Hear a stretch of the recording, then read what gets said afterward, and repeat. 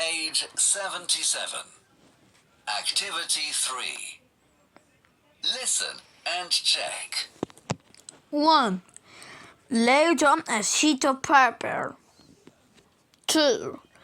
Place a small plastic ball in the center. 3.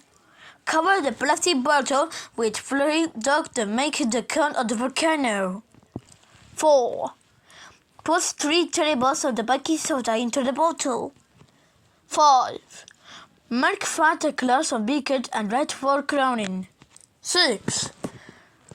Pour the mixture into the bottle and... Wow! You can see lava coming out of the crater of your volcano. Look at this! Wow!